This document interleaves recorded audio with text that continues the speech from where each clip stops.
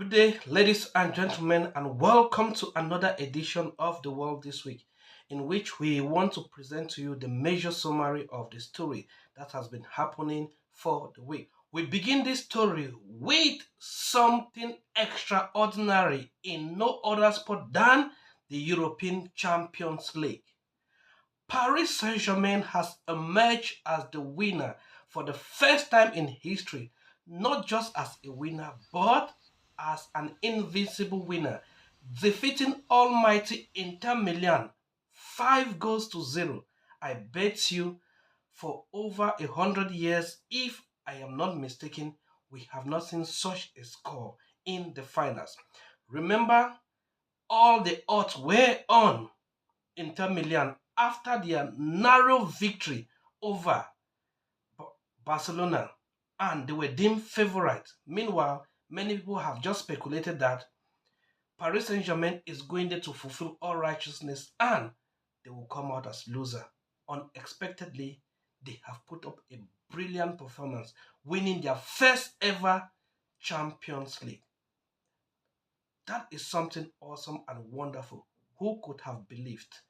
And to crown it all, they have won the Champions League without Messi, without Mbappe, and without Neymar. Were these three big players a limiting factor to the team? You can best judge for yourself that in the absence of these three players, they have lifted the trophy. Mbappe was leaving for Real Madrid in the hope to lift the European Champions League, but the performance of Real Madrid has been really, really bad this semester. If Mbappe was in Paris Saint-Germain, could they have emerged as victors? Well, those are speculation and you can best state your view. In the United States, Letitia James seems to be moving from one calamity to another.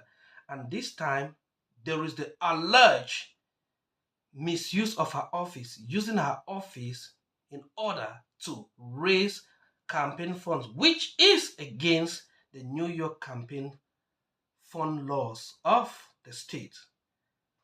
We will get the summary, the story in detail as was been presented to us by one of our, YouTube bloggers.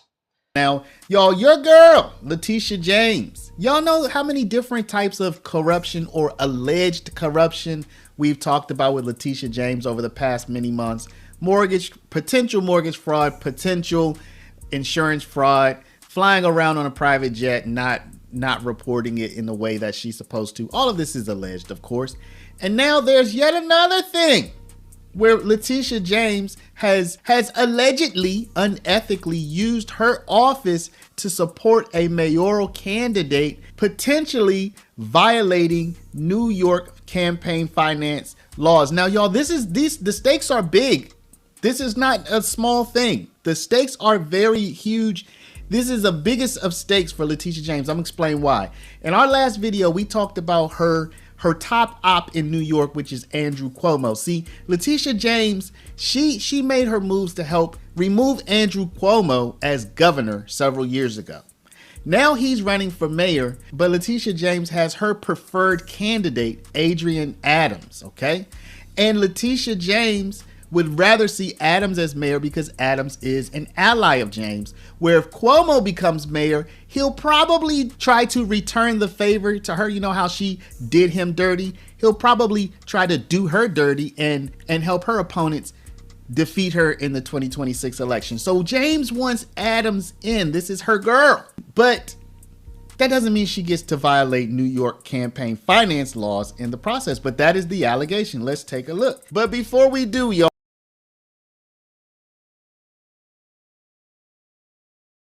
In another news, Ukraine has struck deeply into Russia, and as the news are reporting, they have been able to destroy 40,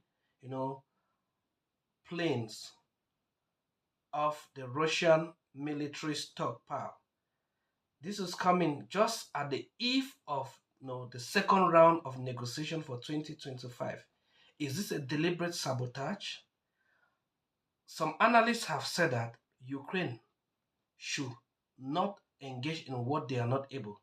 They compare it to the incursion in Cox, in which Ukraine end up suffering. Well, we think, well, not an advocate of war, but that is a good step if Ukraine can maintain the tempo. However, if Russia also decides to unleash its wrath on Ukraine, what would that be?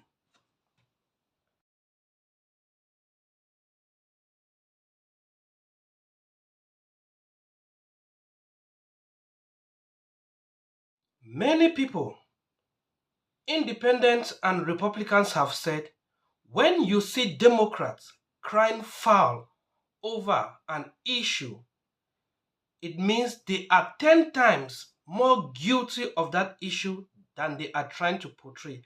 And their cries is usually a way to mask their attitude. Here is a man who accused Elon Musk of the Nazi's gesture, but here is him performing it on the stage. One thing about Democrats is that they have, this acclamation of self-righteousness, that whatever they do is correct, is right, and subjected to no criticism, but anything others do is wrong. Have a watch and be the judge for yourself.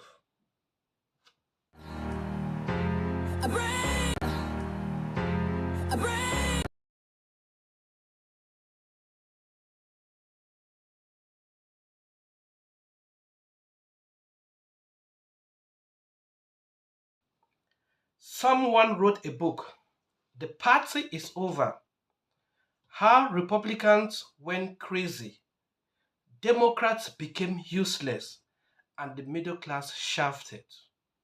And this is actually true.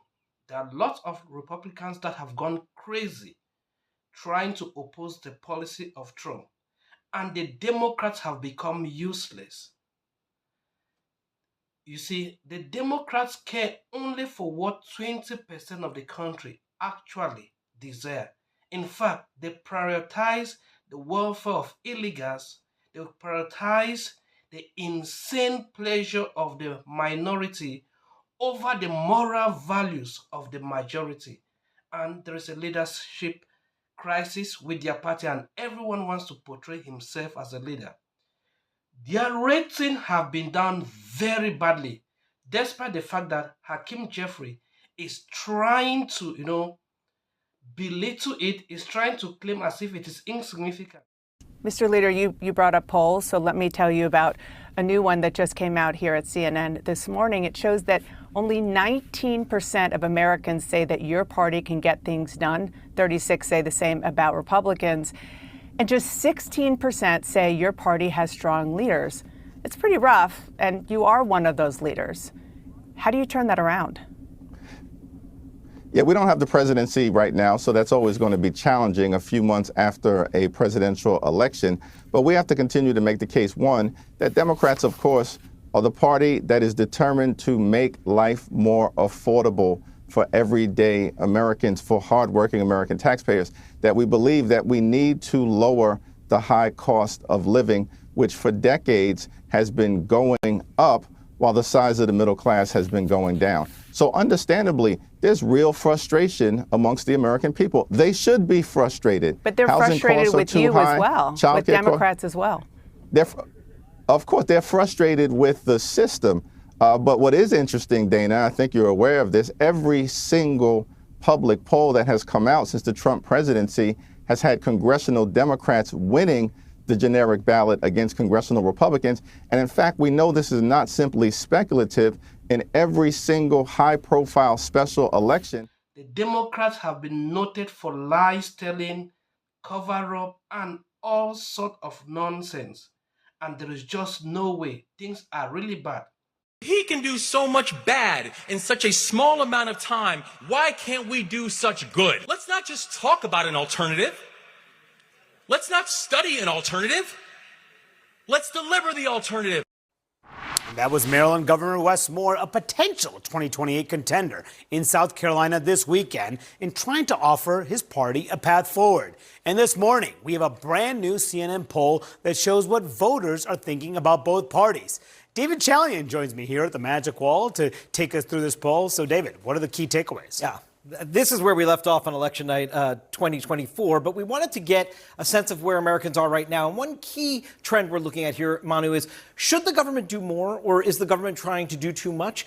58% in our new poll of Americans now say the government should do more. That is a 30-year high that we have seen. So what's driving that? Why are so many fewer Americans saying that the government is trying to do too much? Well, as you might imagine, we're seeing that movement among Republicans who are in charge of all aspects of government right now. Look at this huge drop. From August of 23, 73% of Republicans said the government was doing too much. That was when Joe Biden was president. Now it's down to 57%. But we also see this decrease in those saying government's doing too much among independents as well. We also wanted to test where the country stood with the parties on various issues, okay?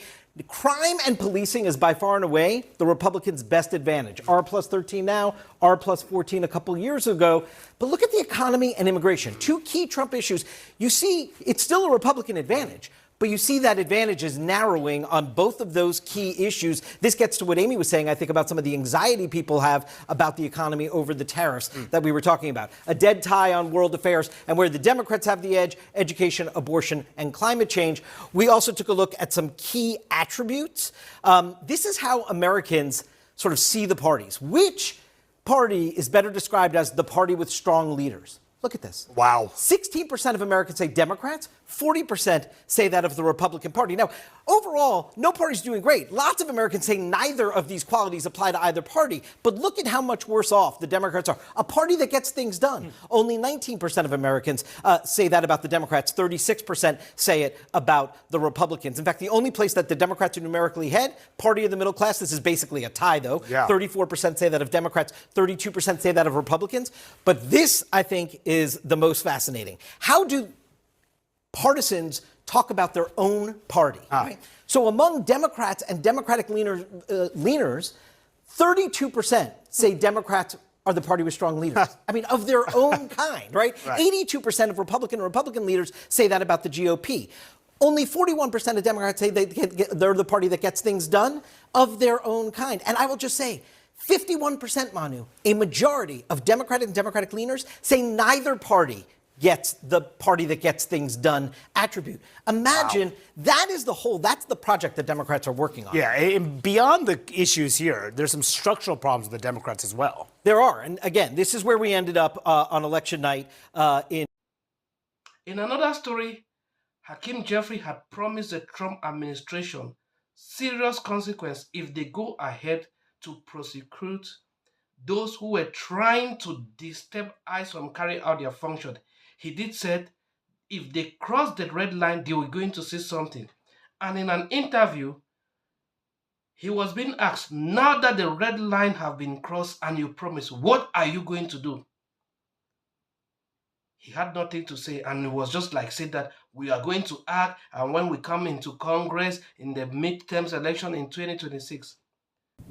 I want to ask you about something that happened in your home state of New York. In the past couple of days, Congressman Jerry Nadler said that DHS agents entered his congressional office on Wednesday without a warrant and handcuffed a member of his staff. This, of course, comes after the Trump Justice Department charged Democratic Congresswoman LaMonica MacIver with obstructing ICE agents after an altercation at a facility in Newark, New Jersey. Now, I know you previously warned that the administration charging members of Congress was a, quote, red line. What are you doing now that the red line you talked about has apparently been crossed? Well, let me make clear that the House is a separate and co-equal branch of government, the Congress. We don't work for Donald Trump. We don't work for the administration. We don't work for Elon Musk. We work for the American people. And we have a responsibility to serve as a check and balance on an out-of-control executive branch. That's the constitutional blueprint that was given to us by the framers of the United States democracy that we have inherited over the last few centuries. And so we're going to continue to undertake our congressional responsibility, notwithstanding efforts by the Trump administration to try to intimidate Democrats. It's unfortunate that our Republican colleagues continue to be nothing more than rubber stamps for Trump's reckless and extreme agenda. And the American people, I think, will ultimately reject that next year when we will take back control of the House of Representatives. In the meantime, in terms of how we will respond to what Trump and the administration has endeavored to do, we will make that decision in a time, place, and manner of our choosing, but the response will be continuous and it will meet the moment that is required. What exactly does that mean? Have you not decided how to respond? We've publicly responded in a variety of different ways. We haven't let our foot off the gas pedal in terms of additional things that may take place with respect to our congressional oversight authority and capacity. We will respond in a time, place, and manner of our choosing if this continues to happen. Actually, the Democrats have no vision. Their focus is fighting Trump. Their focus is anything against Trump. They have no policy for themselves. They are only focusing on what Trump is not supposed to be doing, what Trump has not done, what Trump has done that is bad, but they have not presented a clear path for their electorate. In the Russia-Ukraine war, Ukraine seems to have stepped up its game. With a massive drone attack, Ukraine has been able to deal a damaging blow to the Russian airfield, in which, as it is estimated, over 40 of their warplane has been destroyed. And many people are saying that this is just a way to provoke Putin so that the European Union will have, something to blame Putin. United States, it seems there are more activist judges than there are actual politicians. As the Democrats have lost the election, they have lost the Senate, lost the House of Representatives, they have now succumbed to using the judges in order to stop all of Trump's policy, in which the American people voted overwhelmingly. Few days ago, 3 judges, one appointed by Reagan, one appointed by Obama, and one appointed by Trump himself, said Trump does not have the right to use reciprocal tariff. However, the Court of Appeal have said Trump has the right to use reciprocal tariff in order to protect the interests of America. I think it is high time Congress acts and limit the powers of these activist judges. Their policy should only remain within their state. There is no way an appointed judge will overrule the decision of the president who has been voted by universal suffrage. This is not correct. If the judges want to become president, then they should resign from their position and take up the mantle and campaign and become president so that they can enforce their policy. It's not a good thing that elected officials have their policies stifled by some unknown judges in some insignificant district.